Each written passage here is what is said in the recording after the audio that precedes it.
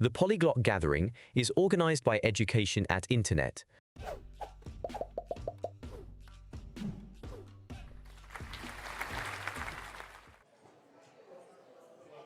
Okay, hello everyone. I think we can start with our presentation.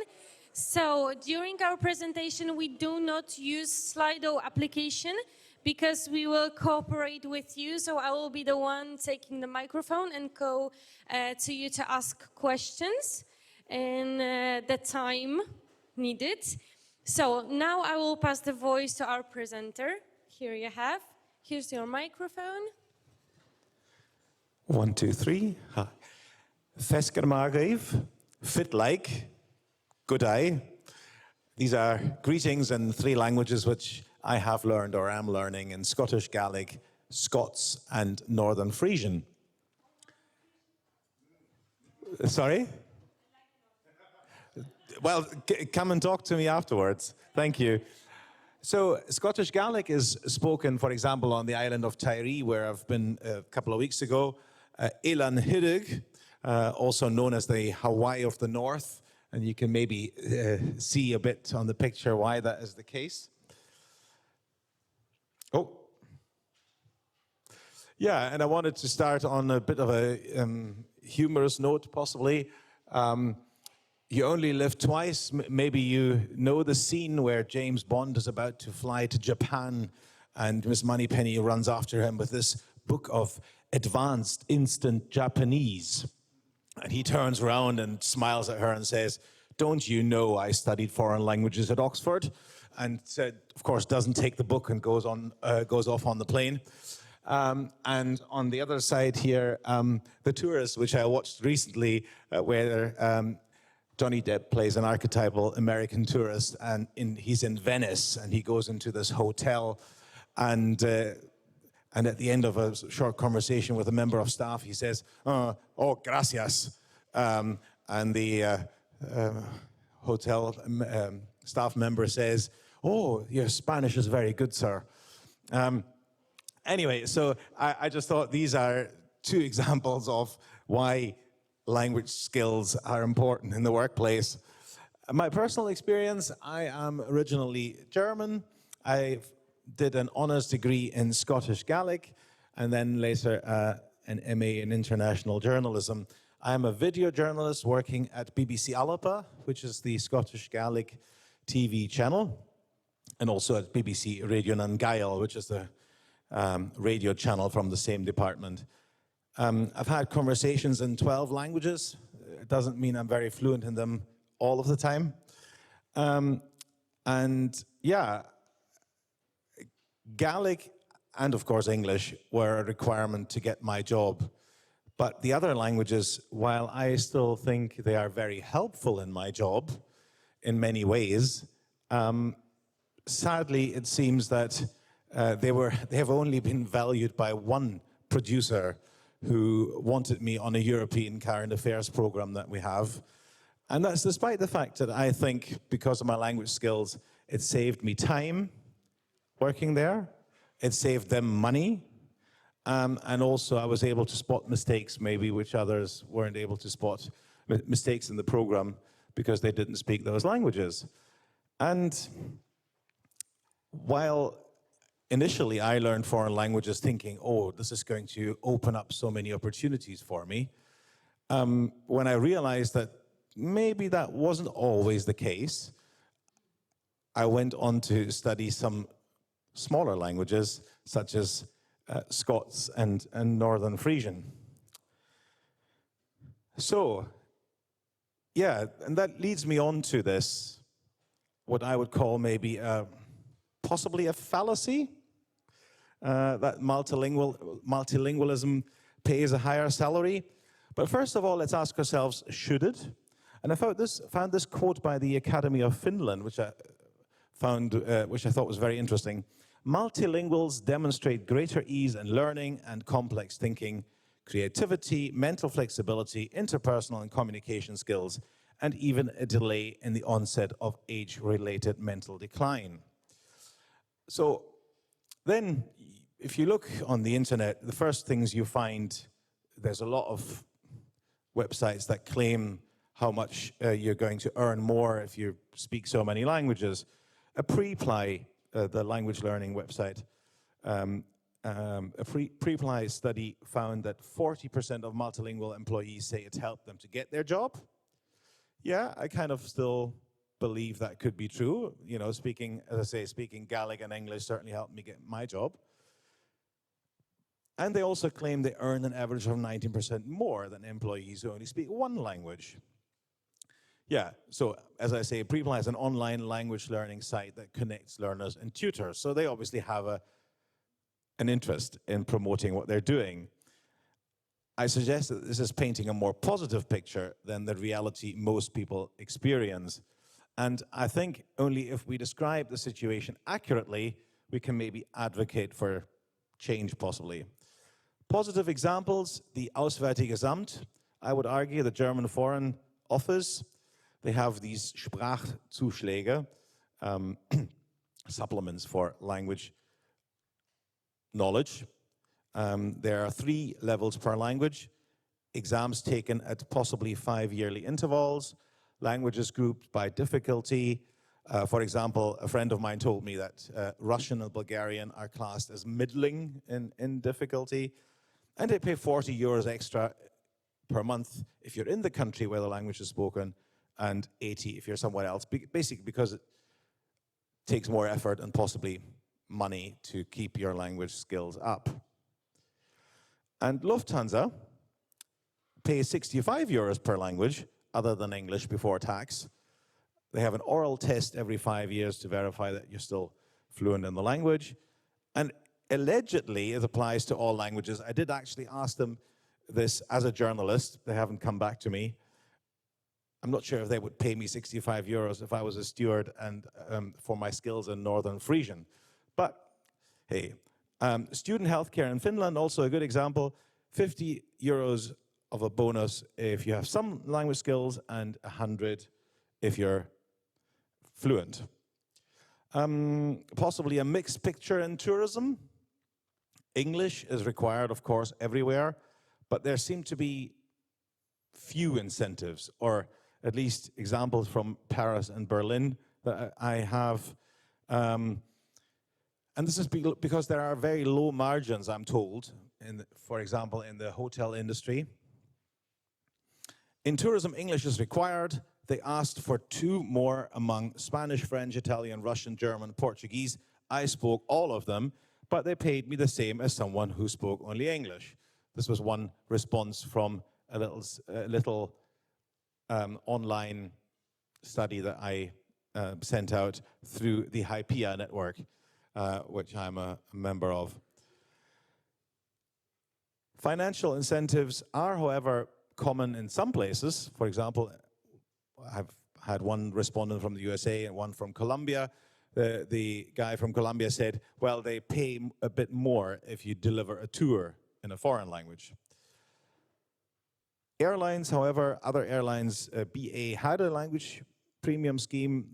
It's been discontinued. Air Canada doesn't pay a premium. I've had quite a few responses from Canada, and here are 2 quotes. We can lose our job if we fail the language test. Meanwhile, others that only speak French or English do not have this stress every 2 years.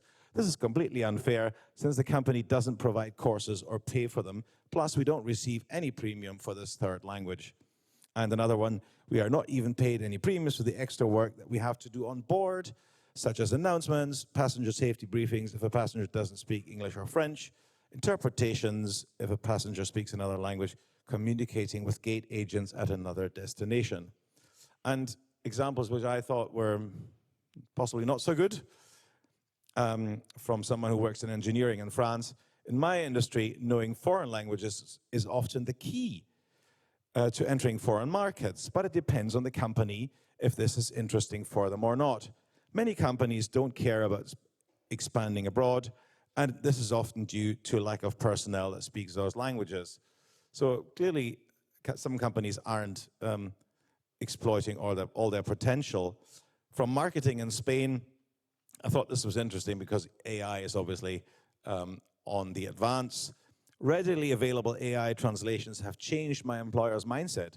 before the boss valued language skills more. Now that a quick and dirty translation is always readily available, he values them less. My boss also overestimates the quality of AI translations because they work fairly well when translating between English and Spanish, and these are the only two languages in which he is fluent enough to check the quality. Right, I mentioned the fact that we did this little survey sent out through the Hypea network to a few hundred people. We got 65 responses, mostly from Europe, but also from a few from North America and some from other parts of the world. Most people spoke French, Spanish, English, Italian as their mother tongues, and they came from a large variety of industries, and 82.8% said speaking another language was a requirement to get their job. So that's probably quite a good, quite an interesting figure. Which other languages were a requirement to get their job was another question I asked them. So English, most popular, French, German, and Spanish as well, and a few other ones. Were there other languages that were desirable for job applicants? And more than half of respondents said that yes. Any minority languages required or desirable? 14 said yes, 16 no, 17 inconclusive, i.e. I didn't entirely understand the answer. And not everyone responded to this question. And does your employer encourage you to learn languages? This is the interesting pie chart, I think.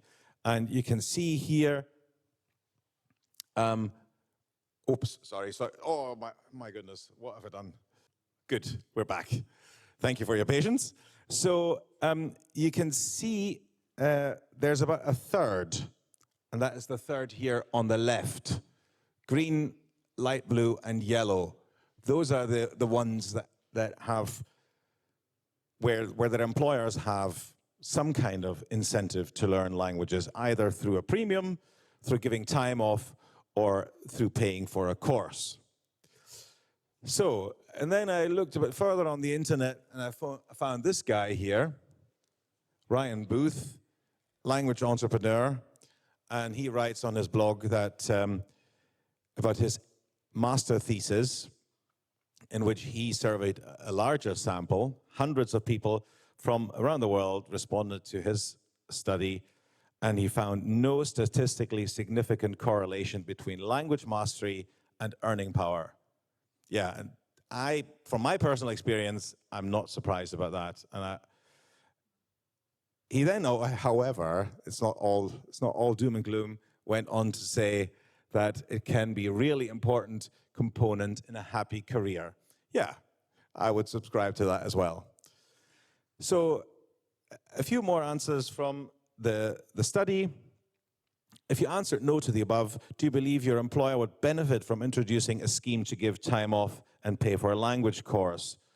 56% said yes. If you answered no before, do you believe your employer would benefit from a scheme to pay you a premium for speaking foreign languages? 60% said yes. And do you think language skills are sufficiently valued in the professional world?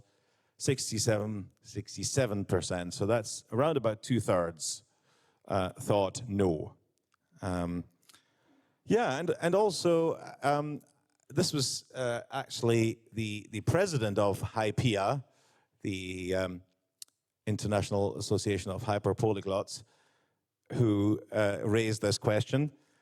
Do you think it matters whether language skills are valued in the professional world, or is there a downside to putting a price tag on them? And interestingly, the same people seem to have said, yes, it matters. So that leads me on to my last slide. Is it right to ask the question then, does your employer value your language skills? And here's another quote from my little survey. In aviation in Canada, language skills are seen as a natural talent, something that came with birth or is magically acquired through sheer talent. It needs to be understood outside of polyglot circles that only through hard work and dedication does one acquire foreign languages proficiency, and that needs to be adequately appreciated and ideally compensated as well. And here's on the left here is the quote from Osman, the HIPEA president. We should learn languages for enjoyment and intellectual enrichment. It is wrong to monetize language skills and expect additional payment for them. And at the same time, it is wrong not to value them. It's a dilemma. And I would like to add, I think I hinted on this at the beginning, I used to learn languages thinking that they were a professional asset. Sadly, this seems to be the case in a very spectrum only. And now I learn languages for personal enjoyment. Hence, I've shifted to learning Swedish, Scots, and Northern Frisian. And the personal enjoyment means that with every language I learn, the world becomes more colorful. And this is something that's stuck with me and I think highlights the fact that good language skills can be important in the workplace. This was a sign in an Italian breakfast room, and I think the sign actually says the opposite of what it wants to say. Yeah? All food must be consumed in the room. Well, to me that means you've got to take all your food back to your room. I'm sure the hotel owner wanted to say you've got to eat it all there, you can't take it away.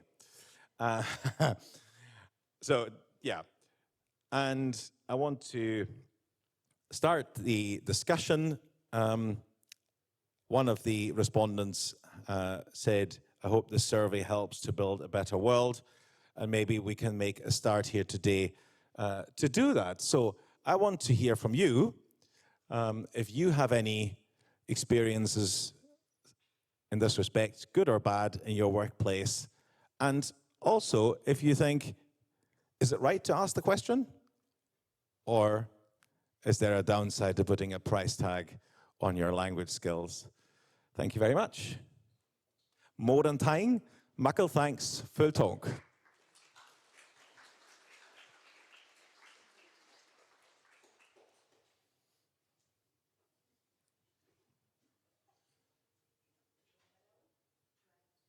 No. Can you hear me? Yeah, now.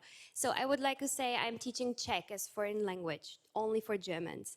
And I have students that get the course paid from their employer. And I guess it's when it comes to learning, it's always about sharing the skills to anyone that they can like develop the love to it. So it's about clarifying the learning languages as something that, yeah, helps everyone in what they do. So I just want to say I have a good experience with that, and I think we need to share more about the pros that we can get from it, and then other people get inspired from it. Thank you. Any other examples? Hello? Yeah, hi. I can really relate to the response where they had for the engineering company because, for example, I'm also an engineer, and for us, it's not really, we are completely based in Europe, so therefore for us, there's actually no incentive for them to use, for example, my Japanese skill or my Chinese skill, and I was really frustrated that I think, like exactly like they said, it's very difficult for a non-polyglot to imagine the benefit of the polyglot, because I think if you speak multiple languages, it means that you're containing multiple sets of different thinking logic, and you're able to actually think very flexibly. Whereas for people that don't have this ability, for them it's hard to imagine what are the benefits. So I'm kind of curious. I came to here and I'm kind of curious to say how we can make this more exposed to the employers. How can they see more, let's say, benefit directly if they say they don't treat international customers? What could be the benefit for them? How can we make this more clear to them? Absolutely, thank you.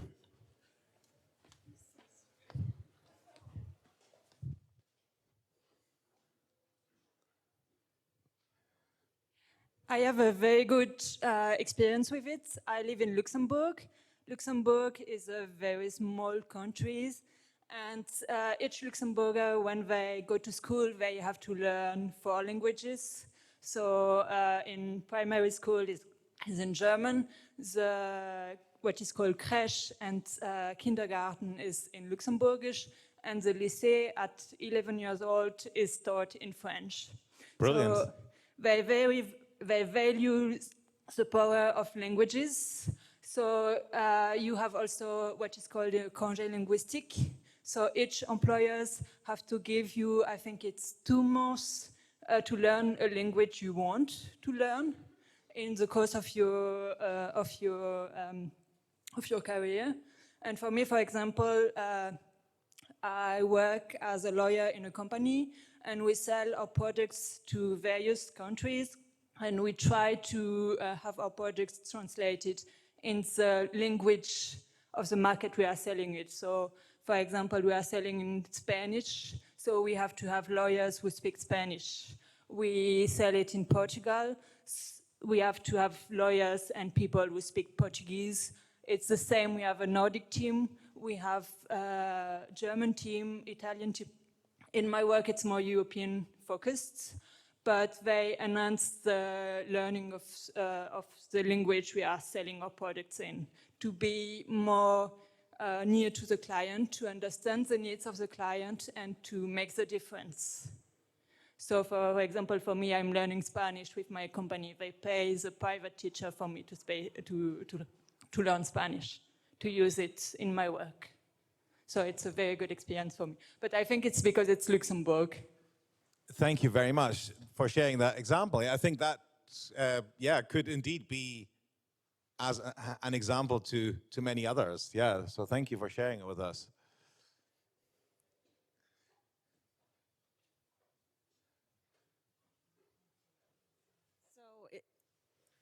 I can't. Okay, now I can hear myself.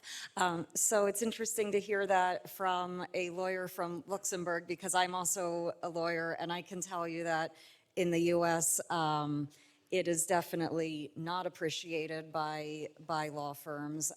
When there are multilingual attorneys, it's just assumed that it's a language you grew up speaking, and so everybody assumes that there will either be a native speaker or that they'll be able to get an interpreter, and they certainly would not pay for their attorneys to learn languages. That if anything, they might hire staff, like support staff, who are multilingual, but with attorneys, no. There's really, outside of this community, there's very little understanding of how much work actually goes into learning a language to the level where you could work with a client in that language. Thank you.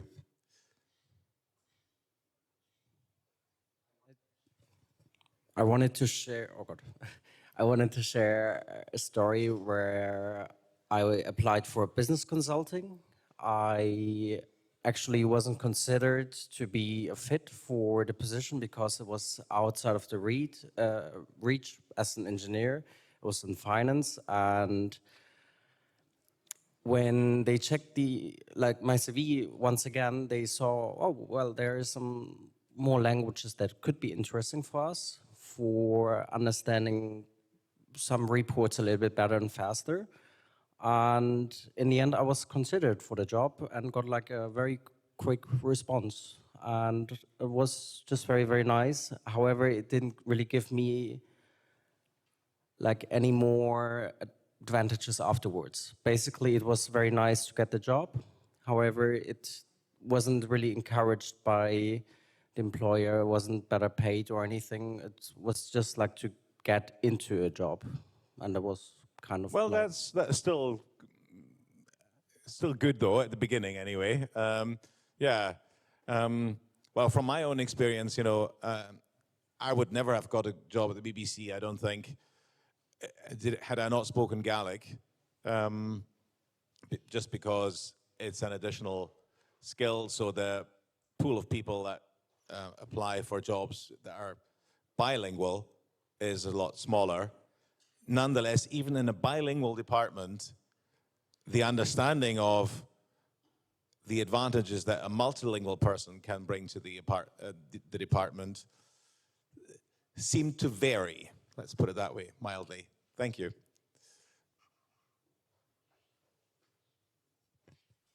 Yeah, hello. So my name is Sophie and I work as a French teacher here in Brno, but I'm also a doctor, but in Austria. Now that I heard this very nice example from Luxembourg, I have to say that for Austria, when I went there as a foreigner, because I'm not Austrian, I of course stated my languages on my CV.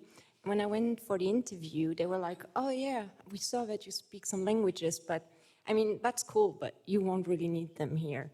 And I was thinking, but wait, Austria is like in the middle of Europe. We have so many foreigners like me and others in Austria. A lot of the medical workforce is not Austrian or is half Austrian, half something else. So it must be a melting pot of culture and languages. No, they were just, it's cool, but you won't need them. Well, and then all of a sudden, I mean, not really suddenly, but the war in Ukraine started and we had an influx of Ukrainian people, but also Russian people coming in. And all of a sudden I got called like, oh wait, we have someone in the emergency room, he speaks only Russian or Ukrainian, can you come down please? And my Russian is like really basic now, I kind of forgot a bit. And I don't speak Ukrainian, and it's not really the same language. So I got called down there to speak to Ukrainians who maybe didn't even want to speak Russian, and there was a complete disregard for culture, for differences in language, but all of a sudden it was kind of important to speak. So I have more of a negative experience in that. And even though they said we wouldn't need it at all, there were sometimes some tourists coming who got an accident or whatever. So of course you had to speak some other language. And I have to say it is important because a patient is scared, needs help. And then all of a sudden there's someone there who speaks the language and it takes away so much stress. So I think it is extremely important, but it's not valued at all. Maybe not by colleagues or by the bosses, at least by the patients sometimes. But yeah, for me, it's like really negative experience so far. Thank you so much for that great example. Yeah, I mean, I appreciate there will be positions where you probably don't need a lot of language skills. You know, if you're working in a warehouse and you don't have any client interaction, for example, I imagine maybe you don't need language skills, but I think in most positions, you probably do. Okay. In my case, my name is Fernando. I live in Taiwan and I have some mixed experience about language skills. When I was looking for a job in 2011 in Taiwan, I went to an interview with and the marketing director was from one of the Spanish-speaking countries. I am not going to say where. He spoke Chinese, English, and Spanish as well, like me. We were doing the interview in Spanish. I was very comfortable with that. I thought this is going to be a good opportunity. I am going to get the job. Suddenly, the main director, he's from Taiwan, passed by. And he wanted to say hello. He told me, can you speak in Chinese with me? Okay, we talk in Chinese a little bit. When he left, this Spanish-speaking guy told me, you cannot work here. I say, why? Because your Chinese is better than my one. You are a risk for me. Sorry. Straight face. The following week, I went to another interview. It was with a Taiwanese company, a Taiwanese marketing director. The interview was in English and a little bit Chinese. And suddenly she said, you speak Spanish? Yes, because the position was for Latin American market. I want to listen your Spanish. Okay, I start to speak Spanish and I ask her, do you speak Spanish? No, I just wanted to listen your Spanish. I got the job. I got the job. And later the main director say, you speak Spanish? Yes. We have a colleague from Italian. Can you speak with him? Huh? And we were talking between a mix between Italian and Spanish, and that was a good company. They appreciate that, but I have this mixed experience. From the other side, when I was living in my mother country, in Guatemala, the company sometimes give us some classes, technical classes, language classes. We were taking the classes on Saturdays in our free time. Most of the employees actually, they say, if the company wants me to learn something to help the company, they need to pay me. Yes. And I say, but yeah, this is going to help you to maybe get another job in the future. No, the company has to pay me extra time if they want me to study something with them on Saturday. Sadly say, 20 years later, they are still doing the same job, and I am living in Taiwan now. So I have mixed experience with the language skills. Thank you. Yes, your example there of the guy saying your Spanish was too good, or was it the Chinese that was too good? Yeah, better than him. I can't go too much into that, but I've wondered that as well a few times in my professional setting, whether that was playing a part. And I'll leave it at that.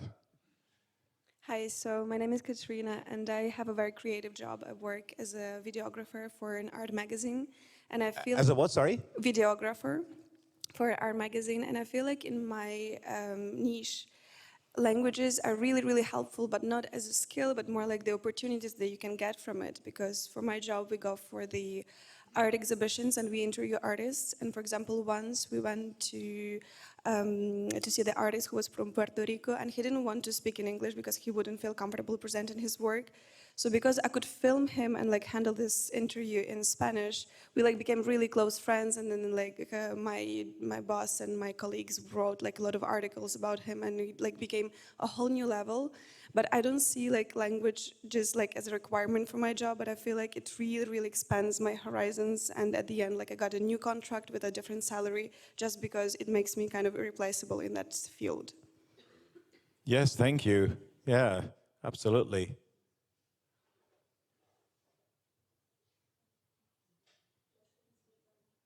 Working?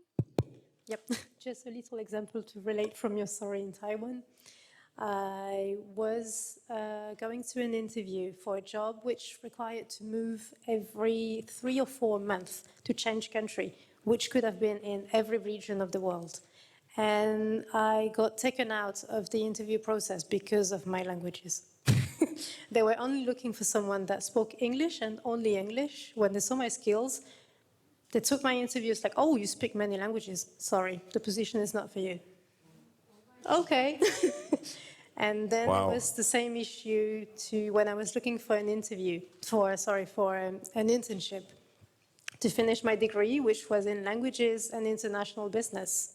The only way I could manage to find that, like the only traineeship I could find was one where I hid my languages on my CV.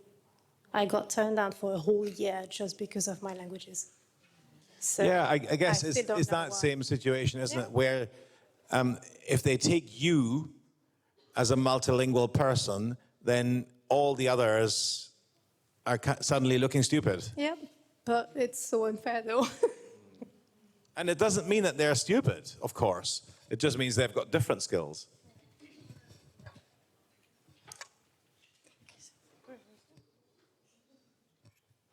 I work at a company that primarily speaks English and German, and that's the only requirement.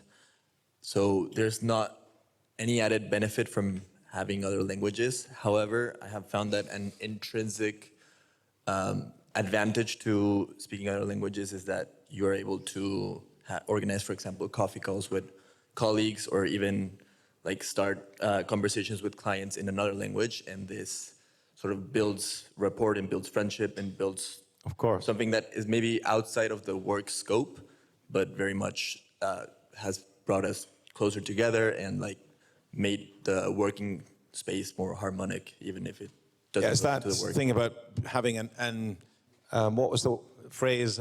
Interesting, or a more fun career. Yeah.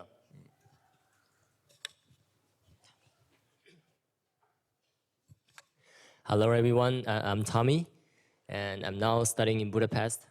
And the story from Taiwan was very interesting. I'm from Taiwan. So I'm just gonna share some of my experience finding jobs in Taiwan and also in Europe. So I've shared two examples in Taiwan. The first time I applied for a job and they told me that my language skills are not needed. And I was like, fine. And then another job was like a translator between Spanish and Chinese in Mexico. And so they were really happy to have me. But right now I'm doing my MBA in Budapest, and recently I just got an interview invite. It was in Hungary, but the company was international. So, and they were looking for a Chinese speaker. And so I share this just to share my opinion on this. I think it also depends on which industry and which position you apply to. And also, if you are European, for example, and if you learn some Asian languages, I think most of the Asian company, they have like offices in Europe. So if you can speak the local language, then that's the most important thing to them, because Asians people don't really use a lot of English, and we're not comfortable. I mean, most people are not comfortable using a foreign language in their office. So the local language skills, I think, is just for blending with people in the office. But of course, they'll need you to speak with their clients in European language. So yeah, that's my experience. That's interesting. Thank you. Hello. Also from Taiwan, but I'm sharing the experience in Japan because I'm based in Japan.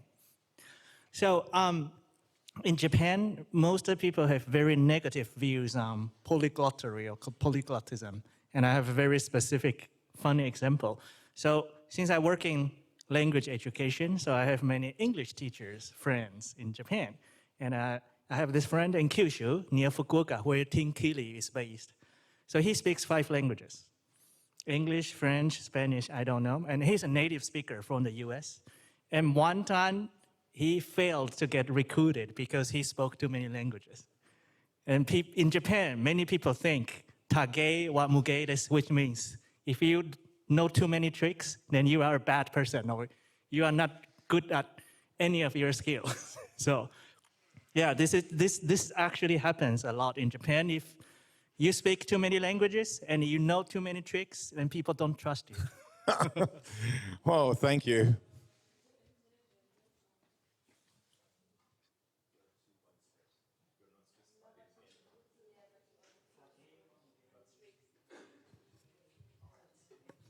Hello. I guess I just wanted to add on to the lack of, priority of foreign languages in America. And speaking from the experience of a friend, he's like a resident at a hospital in LA. And I think he said that half of his clientele only speaks Spanish. And even in such a situation where like knowing Spanish would be so important and useful, I think it's just, there's like some tests you can take to certify some level of medical Spanish knowledge, and it's just like, I think, a slight pay bump, but it's not like where it seems like the need is so great that you would go through a bit more extra lengths to like train some of the doctors in Spanish. Even in that situation, it's just not a priority. Thank you very much. I think because we've only got 3 minutes left now, I'd like to, first of all, go for a show of hands here in the room. Who thinks language skills in the workplace are not valued enough and should be valued more? And who thinks it's actually fine as it is? Okay, fair enough. Yeah, so I prepared a little text which I wanted to show you, and you can tell me what you think of it, if it should be changed.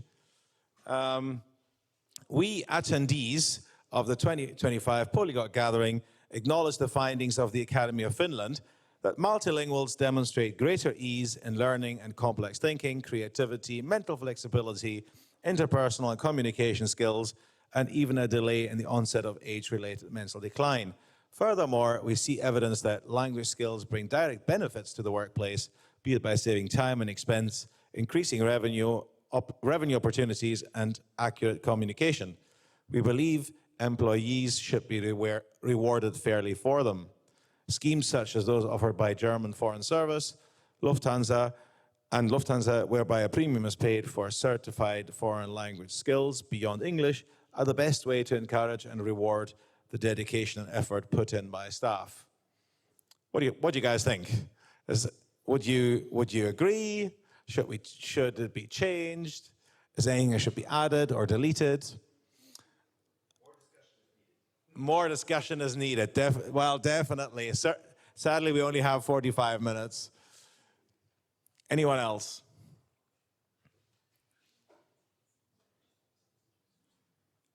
I mean, I think there's a real downside there because, you know, basically if people aren't convinced that it's necessary and now they're going to have to pay more for it, I could see it really backfiring. Okay. This is a very, very employee side thing, right? I mean, the employer is going to say, is it worth paying for it? So I think it actually would backfire. Okay, thank you. Anyone else? Terry.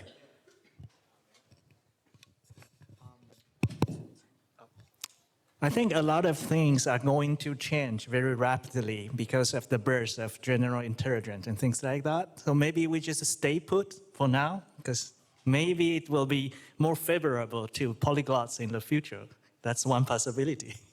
Yeah. Anyone else? Okay, it seems the feeling is, yeah. Well, I guess it's important what exactly the incentives are, what the test is like. So, for example, when there was an incentive for children to read books, they would pay on how many books you read. And so the kids would read really thin books. So here, if you have a test, people will learn to pass the test, but they might not actually learn how to speak the language. Okay. Yes? Yeah, I think I'd want to make the first paragraph slightly more less certain, so maybe often demonstrate or can demonstrate, because I think there's an awful lot in there. And I think many of us don't necessarily always demonstrate, certainly I don't, all of those wonderful virtues. So I would want to tone that one down slightly. Well, thank you very much. It seems that more discussion is needed, as you've put it. But nonetheless, I thought it was really interesting to hear all your experiences. Thank you very much for coming.